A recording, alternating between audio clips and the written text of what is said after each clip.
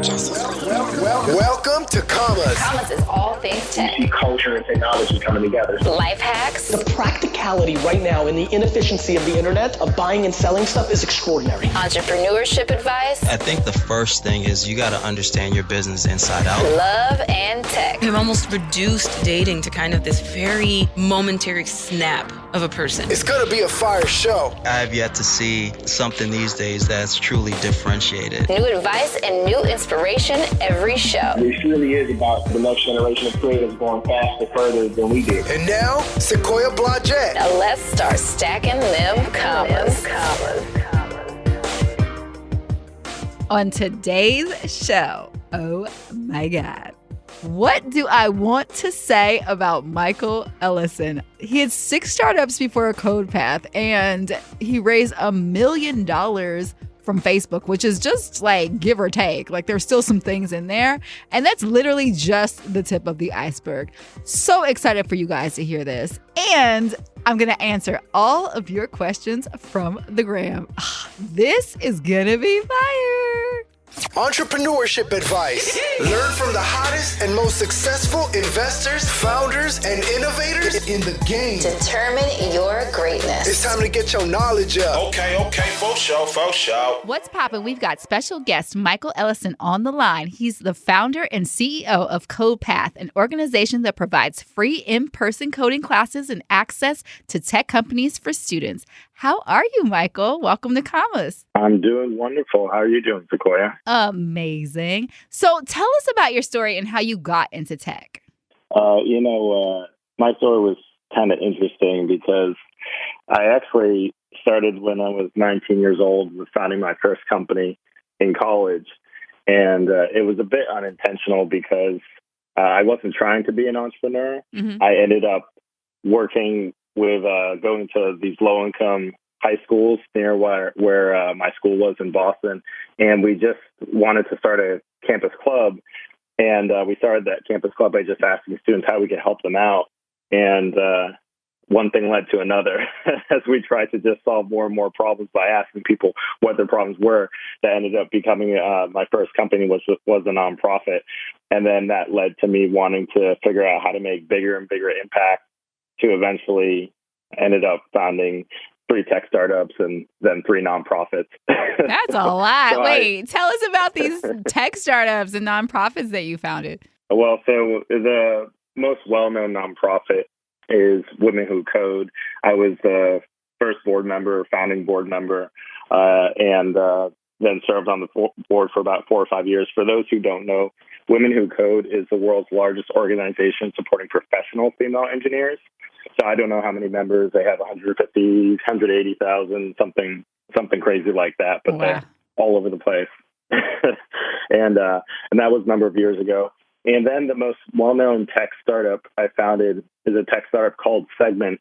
We went through an accelerator called Y Combinator back in 2011. And that organization is now one of Y Combinator's highest valued portfolio companies ever. And I think it's unofficial, but pretty soon, officially, I'll probably be the company that is the most valuable, founded by a Black founder. Tell us about that company.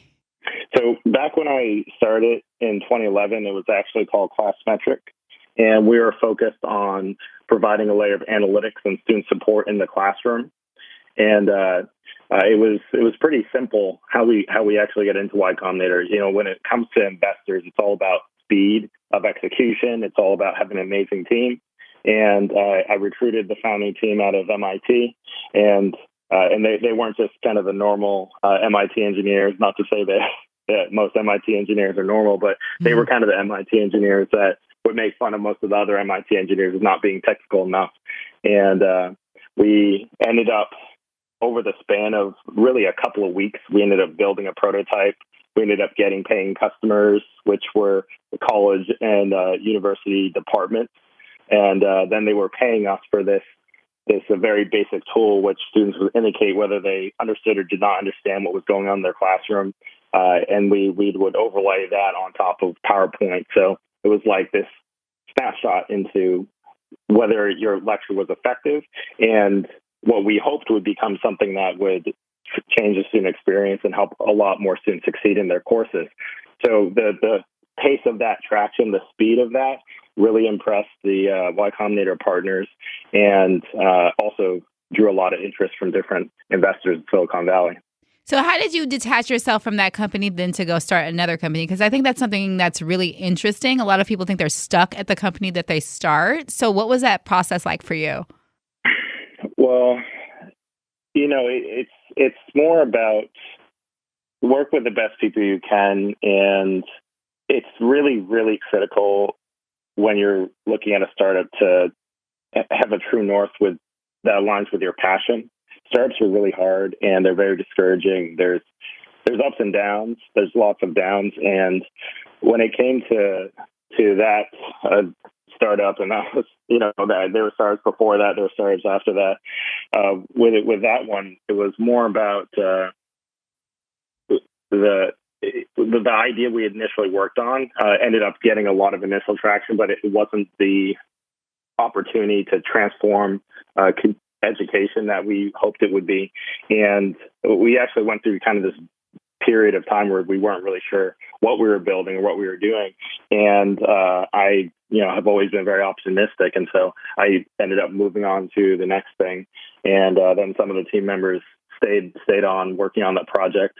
And a couple of years later, I get an interesting phone call about, hey, do you want to sell your equity shares? They're worth a decent amount at this point in time. And so I don't try to take credit for, everything that's happened and how that's happened. But,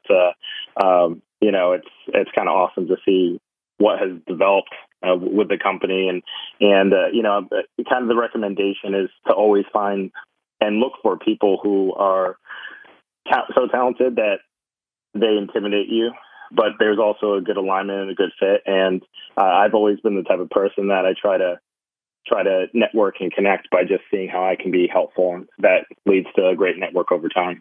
That's really cool. So when you got this call and they were like, hey, do you want to sell your equity and sell your shares essentially? Did you have to vest over time? Like, what did that process look like? Yeah, so it was already vested.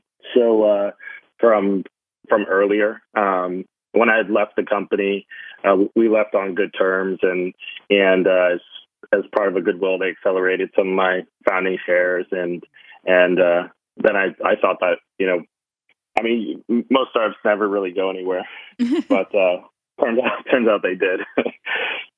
You're like, yes, I will take that money. Thank you. Well, on paper, it's on paper. So, I can't do that much right now. That's great. And you have a twin brother who's also in tech. So what has that process been like? I know he's overseas and he's doing his thing over there. So I wonder two things. What is his perspective being overseas and actually being in the tech industry there? And then what is the process like with you guys both working in the industry together? It's kind of weird. He actually moved out back to San Francisco. I convinced him to move over here. Oh, did he? He's like, I'm coming back. Yeah, and it's just kind of I kind of remember why I wanted to go to a different college than him. When someone looks exactly like you and identical twin and they're working in the same industry, then people confuse you all the time with them. Mm-hmm.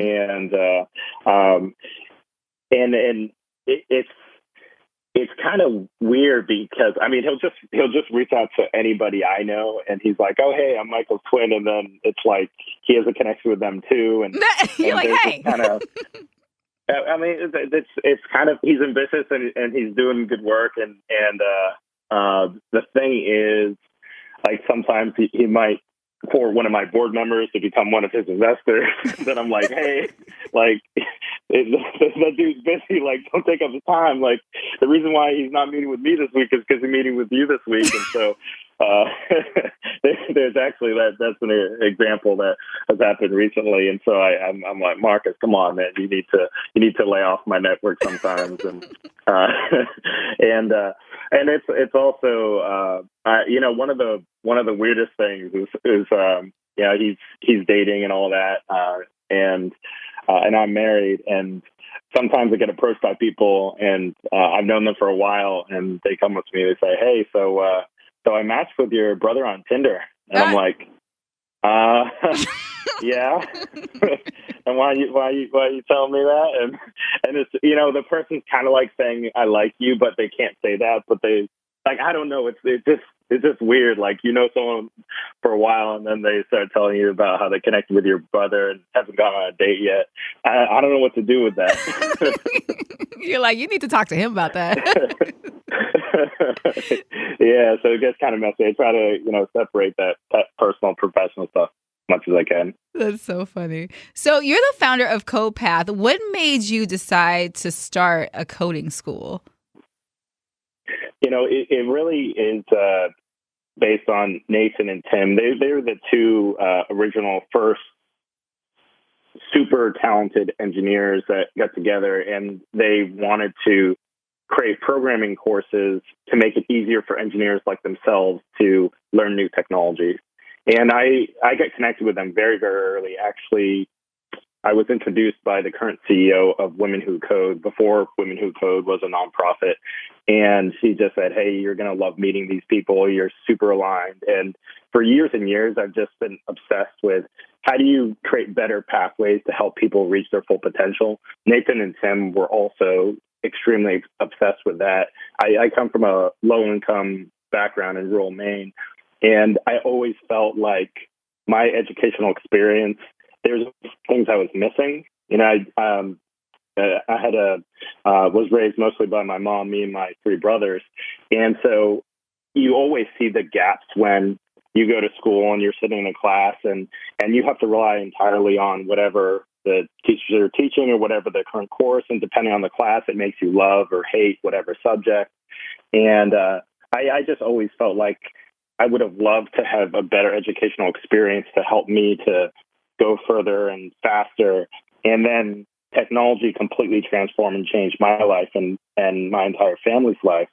So when we linked up with Nathan and Tim, then it was obvious to us that we needed to figure out better ways to unlock the transformative potential of education.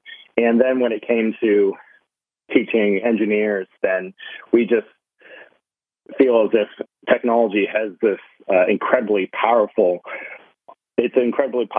opportunity to completely lift people out of poverty, to transform lives and transform pretty much anything you'd want to do, regardless of whether that's actually being a software engineer. It's really, I like to describe it as you have a comfort level with using the best tools available in the world to solve or to apply to whatever type of problem or whatever type of work you want to. And then you just got Facebook involved too, and they made $1 million investment, right? So what was that like? How did you get them to come on board?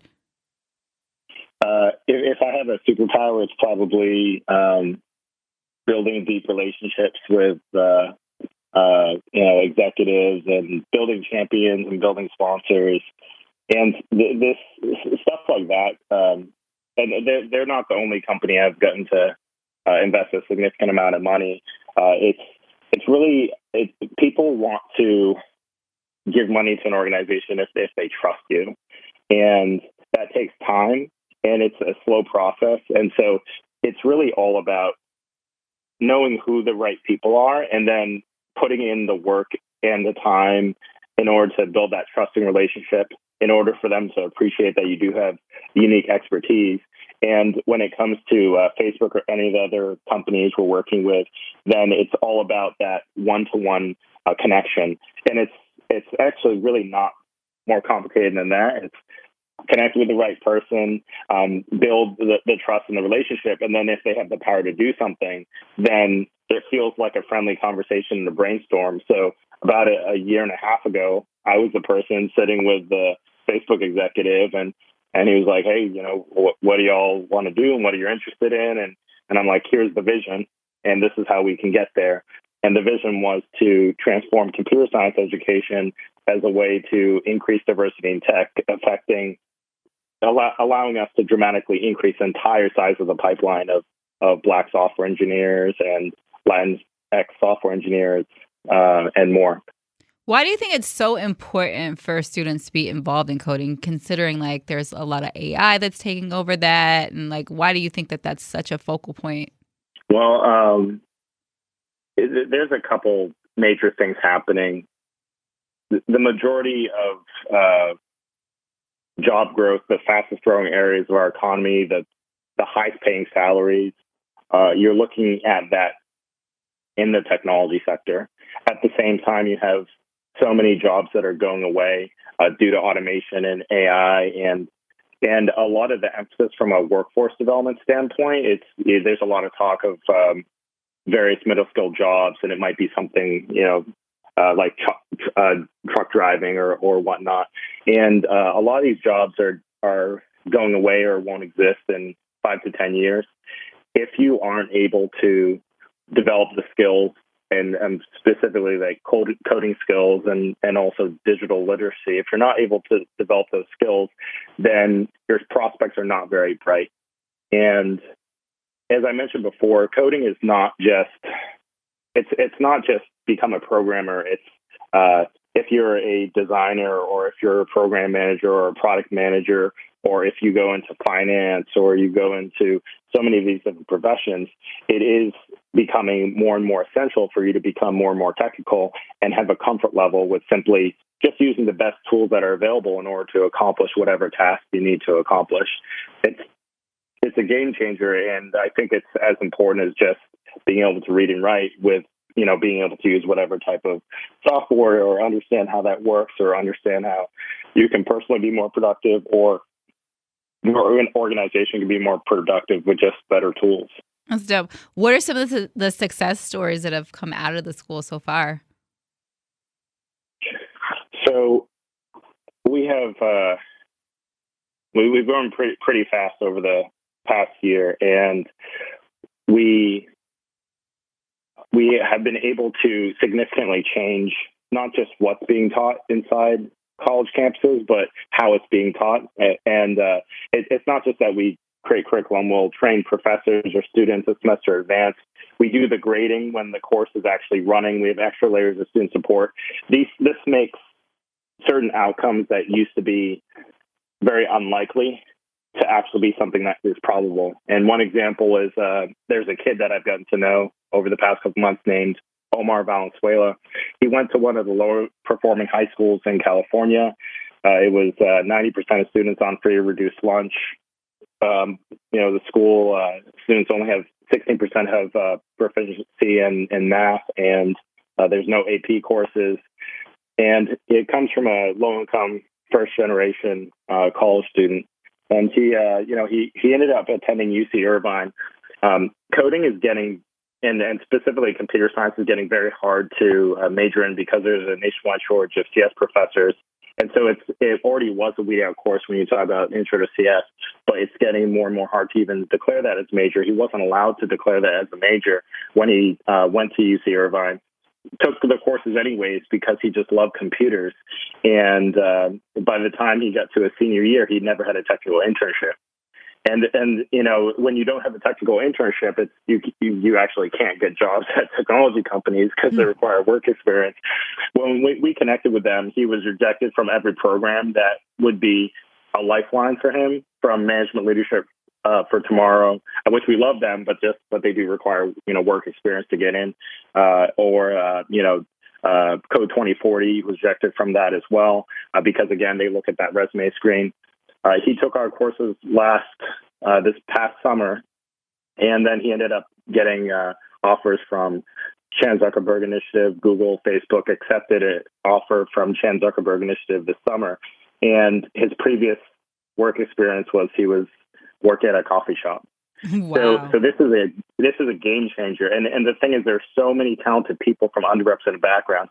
But if you're not going to a top school, already in a top program, and already are among that top few that's worked inside of a good company, you're invisible. And we have countless numbers of people who are invisible, and then it makes it very hard for them to persist in computer science because they aren't able to get jobs, and then they end up going into other areas. So we're trying to solve this at the root, and to make sure that students aren't just filling in the missing skills, but also making sure that they have access and that they're no longer invisible, but they actually stand out. And a very important way that happens is the same course that we're teaching over in, let's say, UC Irvine is the same course that's being offered over at Merritt College in Oakland. It's the same course that's being offered at Purdue University. This is a game changer. You can take one course and then you can stand out among any student in the country, and then tech companies will take notice as well. That's amazing. So we're going to play a game really quickly. We're going to test my coding knowledge. So you're going to tell me 2 truths and a lie about coding and see if I can figure out which one is the lie. 2 truths and a lie. Mm-hmm. Huh. About, how technical you want to get? Oh, don't get too technical. Yeah. Okay. So 2 truths and a lie. Don't be too easy on me, but don't throw. Yeah. Go ahead. Okay. Yeah. So, let's start with you use Xcode in order to build iOS apps. That's one. Okay, truth. Keep going. Okay. Don't tell me yes or no yet. Go ahead. And then I'll say, how about another is 80% of underrepresented minorities, 80% plus of underrepresented minorities drop out of computer science. Truth. Okay, give me one more. And Marmalade is an Android framework. Okay. I'm going to say that's a lie. I have never even heard of that, but okay, you tell me. Go ahead. Yeah. I mean, you got it right. It probably made it a little bit too easy, yeah, it probably made it a little bit too easy. But I didn't want to. I didn't want to go too deep for you. I like that though. I feel accomplished.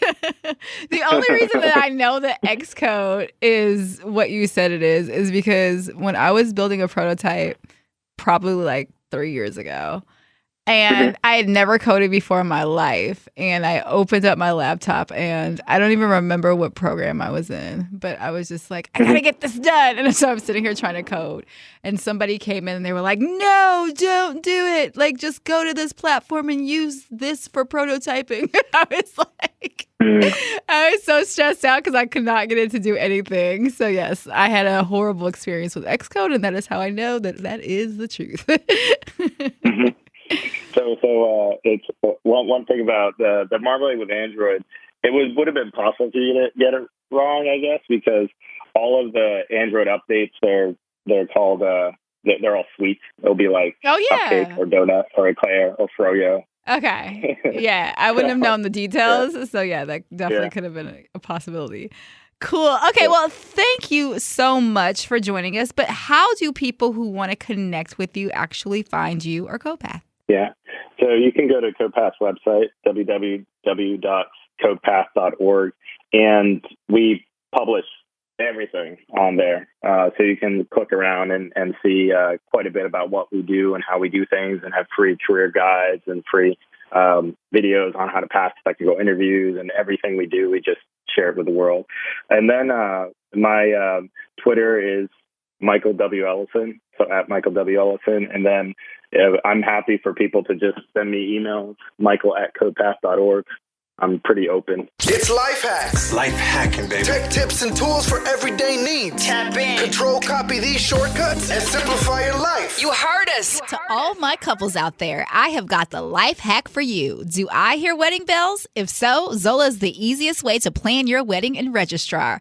There are over 500,000 couples who've used Zola, and it takes the stress out of wedding planning with free wedding websites, your dream wedding registry, affordable save the date and invitations, and easy-to-use planning tools. You can conveniently manage everything online all in one place. It literally saves so much time for couples. First, you start with a free wedding website, and it's so easy and literally just takes minutes to set up. You can choose from over 100 beautiful wedding website designs that fit any couple style and every type of wedding. Zola makes it easy to personalize your favorite design with all of your wedding details. Add photos, stories about how you two met, travel and accommodations info, and even recommend things to do for your guests while they're in town for your wedding. An FAQ section helps address those awkward questions like, can I bring my kids? Or do I have a plus one?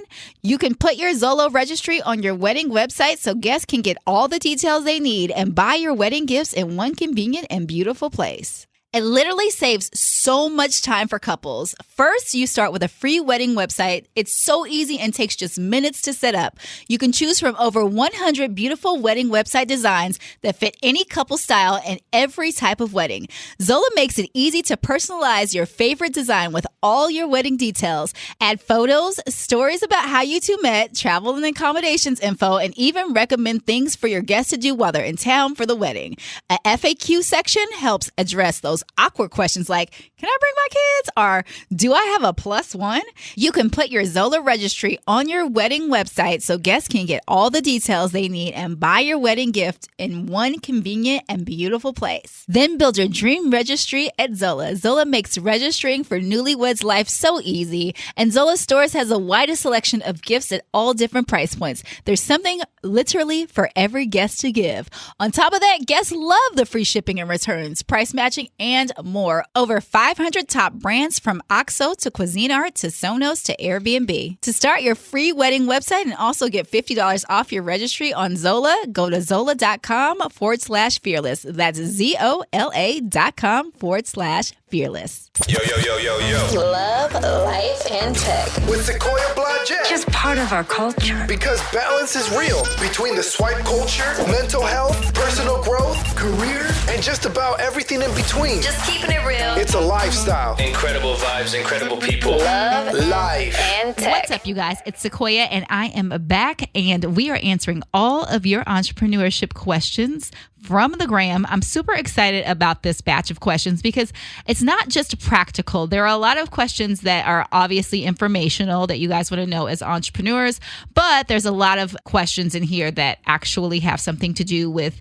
how you deal with entrepreneurship on the emotional level. And I think a lot of the times that stuff doesn't get addressed. So thank you guys so much for submitting. And if you guys are interested in submitting in the future, go ahead and hit up our gram at Commas the Series. All right, let's jump into it. So how do you deal with uncertainty? That's a really, really good question. That question came from, I'm going to keep them actually all anonymous. One, I don't want to butcher anybody's name. And two, some people asked me to keep them anonymous. So I'm going to go ahead and adhere to your wishes and keep them all anonymous just for, practicality's sake. All right, so how do you deal with uncertainty? So uncertainty for an entrepreneur can mean a couple of things. It can mean not knowing where your next paycheck is coming from. It could mean not knowing where your customers are coming from. And I think as an entrepreneur, the way that you've dealt with uncertainty is just you have to just brave it out. Myself, I've always dealt with uncertainty by just doing whatever it is, right? So when I was directing commercials and music videos, uncertainty for me meant not knowing when the next artist was going to book, when that check was going to come. And it just made me grind even harder to figure out what that next thing was. And so that is a lot like entrepreneurship in the sense that you don't know who your next customer is going to be, especially when you're early stage and you're actually building the business. You're really not sure who that customer is in the beginning, and then you're not even sure who are they going to be paying? Are there going to be more of them? Like there's tons of uncertainty going throughout the process. And I think that you just have to attack it head on. Don't try to delineate or don't try to navigate around it because it just makes things really, really difficult. I think just attacking it head on and just knowing it's going to be a thing. Like you're going to have times where you're just not certain of many, many things as an entrepreneur, and you just have to deal with it, right? So I think that's one thing that you can definitely kind of take out of that question is dealing with uncertainty is just dealing with it. Just know that it's a thing and it's going to happen, right? So should I invest my own money or look for investors? Oh my gosh. Okay, you guys know how I feel about this. you looking for investors is not a good thing if you are just starting out. You definitely need to bootstrap, meaning invest your own money into your company because you have skin in the game and you also have control over your company. And to be honest, most investors do not want to invest in a company that doesn't have the founder who's invested in it already. So meaning they haven't built an MVP, they haven't got traction for the company, especially on the venture capital side. They are not messing with you if you don't have some type of profitable company, meaning you have traction, you have a good team, or at least if you're a solo entrepreneur, you've built product up to the point of scale. And then they're interested in having a conversation with you. But I don't know, it's been a conversation lately that a lot of people are like, oh, I want an investor. Like an investor is not a team member in terms of they're not, I spoke about this on the last episode. They're not another co-founder. They don't want to join your team to work on your company. They want to invest to make a profit on their side, right? So essentially the even exchange is they're investing because they want to be profitable and they're giving the money to you so that you can make money and be profitable for your company at scale. So it's an even exchange to the sense is they're helping you grow the company, but they're not a co-founder in the sense where they're coming on board to help you deal with logistics and all that stuff. Like, invest your own money, get the company off the ground, get it up and running, get the traction, and then go talk to an investor. Don't look at them as the immediate out because that's just not what they do. How do you deal with rejection? So this is a really, really good question. So rejection is going to come up all the time as an entrepreneur. It's something that is just natural to the process. As you're building out the company, people are not going to like what you're building. You may be targeting the wrong customer in the beginning, so you're going to be getting rejected from those people. I mean, it's something that you're just going to have to learn. Again, like that first question, uncertainty. You're going to have to learn just deal with people just not getting excited like you about your product. Like, you're probably super passionate about your product, and you're like, oh my God, this is the best thing that ever walked the face of the earth. Most people don't think that. Most people don't believe the same thing that you believe when it comes to your product. And so you're going to have to put it in front of them and see if it's something that they'll bite. And you're going to have to also just deal with the fact that if they don't bite, then they just don't bite. You just move on, right? And so I think something really important to note is you're selling to a market. So you're going to get a certain percentage of those people who are really excited about your product. And then you're going to get a certain percentage of those people who just do not give a about your product, right? And so you just have to delineate like who those people are and make sure that you're putting that product in front of as many people as possible. And then hopefully by when all is said and done, you'll get a certain amount of users who are actually excited about it. So that's one side of it. And then the rejection on the investor side, you're going to have more rejection than you've ever seen in your life because there are going to be so many investors, if you're looking for investment, that just do not want to invest in a company that is something like yours. Or if they do, they may have already invested in a company that's like yours. Or, I mean, there's just tons and tons of levels in terms of why an investor wouldn't invest. And the likelihood of them saying yes is way, way, way lower than them saying no. So you just have to become acclimated with the feeling of being rejected and okay with that. Like it's a thing that's not going to be, it's something that's going to happen, right? And it's not something you can navigate around. It's not something you can avoid. It's something that's absolutely going to happen and you just have to deal with it, right? Okay. Next question. Do I pay myself? Okay. So this is a really interesting question because a lot of people, when they're building the business initially, they have a certain amount of budget allocated to building out the business, right? And so traditionally, as you're building the business, all of your resources are going into the business. So it's not necessarily like, okay, I'm going to put a percentage out to the side of profits to pay myself in the beginning. Normally, as the business starts to grow, eventually you will pay yourself because you'll have enough salary to make that happen, or enough revenue to make that happen, giving yourself a salary. But in the beginning, you're not going to be paying yourself. It's just, you just can't. Like, every cent of revenue should be invested back into the business. It shouldn't be something where you're like, oh, and P.S., I'm going to go ahead and pay myself and then we'll get the business going, right? So just make sure that you have enough for that transitional period in the sense that you're going to have the business up and running and your money is going into the business, and then eventually your money will come out of the business and go back into your pockets, and you're paying the business first. And then if you have enough resources, enough revenue, if you've generated enough cash flow, then you can go ahead and pay yourself. But don't think about that in the beginning. And if you want to create a sustainable, scalable business. Now, if you're just in business and you're like, I just want to make a couple of bucks because I need to pay rent, that is a whole nother conversation for a whole nother day. But if it's something that's sustainable and a scalable business, focus that money back on investing into the business so you can grow the business. Otherwise, then you just have a business where you're, using it to pay rent. All right. So let's see. How do you practice patience when you feel like things aren't working out? Whew, that's a good one.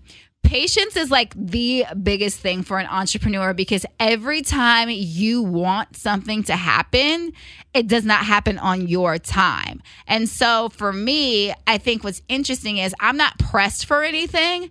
Like, I'm good. Like, I have money coming in. Like, I don't have an issue where I'm like, oh my God, if I don't get this new customer, I'm not going to have rent next month and like all these things. So I just think when it comes to practicing patience, you can't be desperate. Like, patience it can't foster out of desperation, right? And so when I think about the things and the reasons and the times that I was not patient, it's because I was desperate. It's because I needed things to happen, because if they didn't happen, I couldn't eat, or I didn't know how I was going to pay rent, and like these things that stressed the situation so heavily that I was not patient, which actually I think hurt my first career a lot, because I was always like, okay, I need this next job. Like, I was hitting record labels up like, hey, I need to know when this video's gonna book. And like, I'm running around like collecting checks, because like that shouldn't be a thing, but it was. And I'm like, hey, I absolutely need that check because I need to pay my rent. And like, I'm ruining relationships because I'm moving out of a sense of desperation. And so if you have an issue with patience and it's coming from a place of desperation, then you have to figure out why, and you have to figure out how to solve for the other side. So maybe that means getting another part-time job while you're an entrepreneur. Maybe that means keeping your full-time job until you can actually live off of your venture. You have to figure out for yourself what exactly that looks like, but you can't build a company out of desperation, and you have to be patient, because nothing's ever going to happen on your time. It only happens when it's supposed to happen, and it all clicks, and then it just kind of works, right? And you unfortunately cannot predict any of that. So that's how I deal with patience for me, and hopefully that's something that can be helpful to you as well. How do you find work-life balance? Okay, this is an interesting question to me, because I genuinely love what I do. Like, it is so strange to me when I go to somebody and I'm like, talking to maybe I'm dating somebody new or whatever, and they're like, well, when do you have time to have fun? And I'm like, dude, my job is fun. Like, what I do for work is fun. So I don't understand like what your question even means. And so for me, work-life balance, like my job is my life. Like, me doing this radio show is my work, which is my life, which is balance for me. So I just think you absolutely need to be doing something that's fun, that you're excited about, that gets you up in the morning, that makes you get out of bed. And that's how you find work-life balance. Like, I feel really sorry for the people who have to go to a job that they hate and they can't stand being there, because that's when you're looking for a life balance, right? You're looking to figure out, how do I supplement my happiness from this job and do something completely different so that I'm excited. And I don't have that issue. Like, I literally go and do exactly what I want to do every single day. So I just say, find something that you're excited about, do something that you're truly passionate about, even if it's not entrepreneurship, if it's a job that you're going in for a 9 to 5, make sure you're passionate about that job. And then to me, that's when you're going to find your work-life balance. I want to start a company. Where do I get ideas from? Ideas are a dime a dozen, right? So what are some problems that you have, right? if there's a specific problem that you have, 9 times out of 10, someone else is likely to have that problem. So what you want to do is think about what you're suffering from. My first company, 7 a.m., I had all kind of relationship issues. So I was like, let's build an app that keeps you in relationships, right? Like there's all these apps, these Tinders, these Bumbles, Leagues. I mean, I can name probably 10 other ones, but there's no app actually keeping you in a relationship. So let's build that. So I mean, for me, that was exciting because other people were like, yeah, you're right. Like, how do we actually stay in the relationship once I get into it? And so that was a problem that I was solving for myself that was relatable to other people.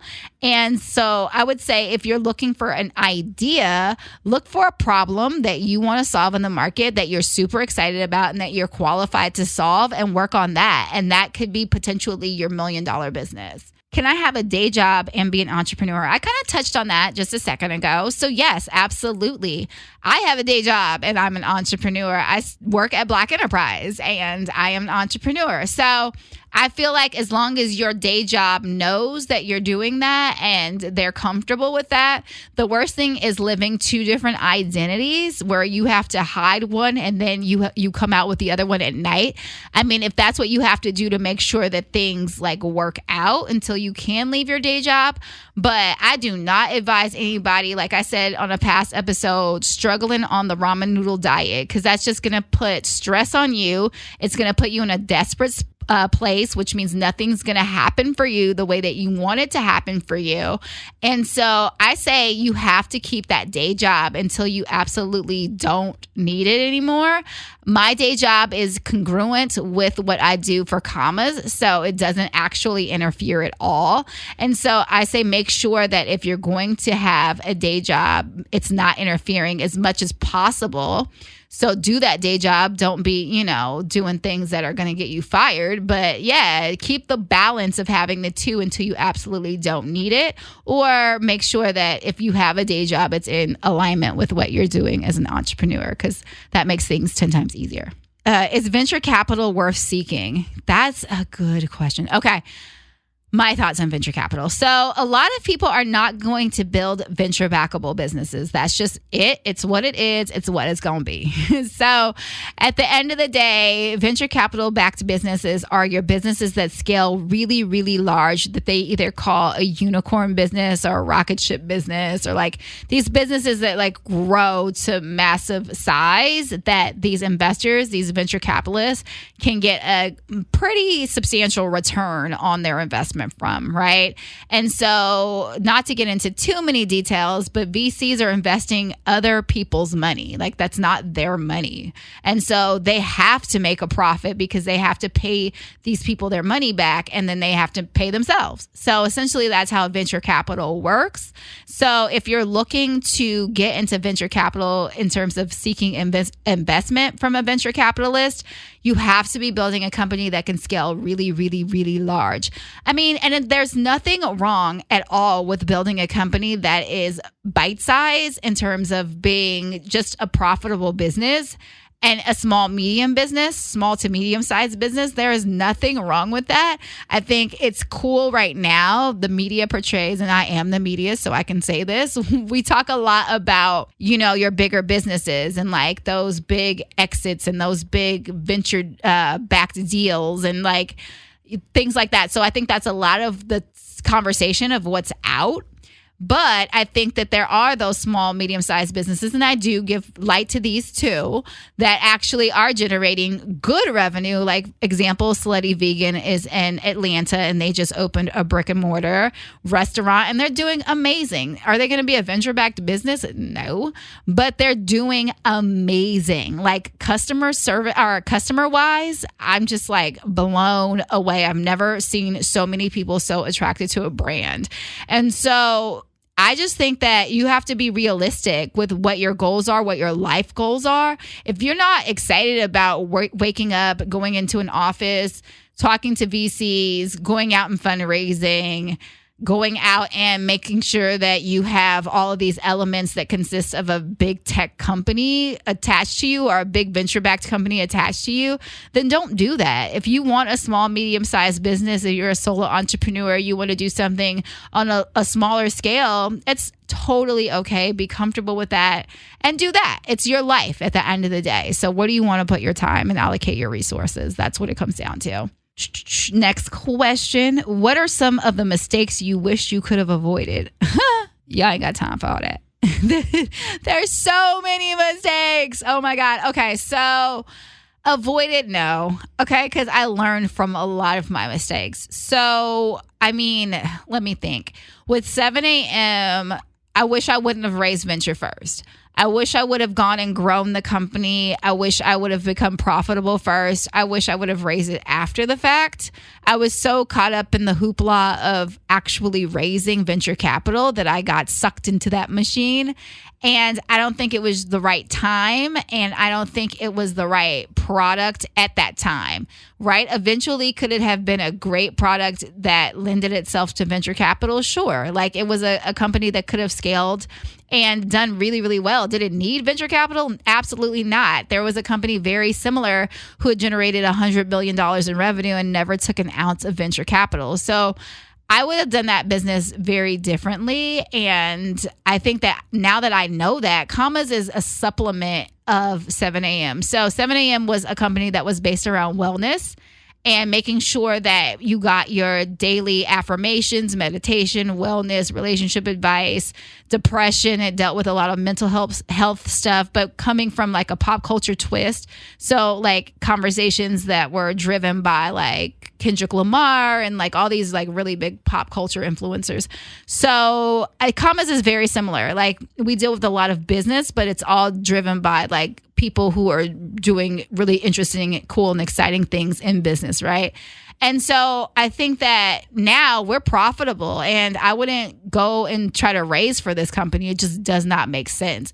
So I think that was one of the biggest mistakes that I learned in terms of the things that could have been avoided. But just, I mean, I still, I don't know. I still wouldn't have avoided it because it's got me to where I am. It's got me the relationships that I have. I have great relationships, phenomenal relationships in Silicon Valley with investors, phenomenal relationships with founders, and it's a part of my journey and my path. So I don't really think, I'm like, mistakes and failure have been given a bad rap. I'm very, very excited about mistakes and failure because I just like to learn. So I think that if it's coming from a negative perspective, I don't think that, you know, obviously if I could have done 7 a.m. differently, I probably would have made sure that we were generating profit first. But to be quite frank, I'm excited about where it's gotten me. So I don't believe that I don't know that I would have avoided it. How did you know when you had the right solution to a problem? How did you know when you have the right solution to a problem? I think that's what that's supposed to say. Okay, so you know when you find what's called product market fit. So essentially what happens is you're going to all of a sudden see a lot of people very excited about your product and they're going to pay for it. That's when you know that you have the right solution to the product because there's going to be a pain point that they're going to say, this is the painkiller. And I'm willing to purchase this painkiller in order to dead this pain, right? And your product is essentially that painkiller. So when people are purchasing and they're excited and they're like, give me more of that, then you know that you found product market fit and you actually have the right solution for the problem. And it takes time. You're going to test, you're going to iterate, you're going to change things. You might even pivot, which means changing the entire thing and doing something completely different. You'll have a whole new solution to that problem, but that's totally okay. Be okay with pivoting, be okay with iterating, be okay with the changes, and embrace those things and know that as you're doing that, you're getting closer to the solution and fail fast. Like when you're going through this process, if it's not working, don't spend 6 months on it. Like get it out there, let people tinker with it. If they don't like it, put something else out there, right? Just do it quickly and don't spend too much time because you don't want to be wasting time. So I say maybe 3 months max if it's like a B2C, like business to consumer business. If it's B2B, they just take longer to adopt. The sales cycle is a lot longer. So B2B, maybe 6 months, maybe. I don't really believe that. I would say, okay, if you have a true interest, if people are interested from the B2B side, then I would try to lock in sales literally within 5 to 6 months at the longest. Anything beyond that, I'm kind of looking at you a little sideways. Unless it's like some revolutionary innovation that people just don't understand and you need to build out hardware and like all these other things and just to make it work and like all this stuff. So I say customer adoption and interest with an MVP, like a minimum viable product, or at least a prototype, or shoot, in some cases, an idea and a landing page, if it's B2C, then you should be able to at least know that you have a solution that people are excited about. How did you handle adversity and doubt? Doubt is a thing. Doubt is a human reaction. You're always going to have doubt. I have doubt every single day. Right? I put something out and I'm like, I don't know if people are going to like this, but at this point, I just got to put it out, because if you don't put it out, you will never know. Right? So you're always going to be doubtful. You always are going to have those kind of situations where you're like, is this going to work? Is the market going to receive this? Are people going to be excited? Are people going to be like, you don't know what you're doing. Why are you doing it? Like, there's going to be so much doubt, but that's fine, because really the market's going to tell you if it's something that they want or not. So having emotions wrapped around your company is fine, but don't let your own emotions drive you.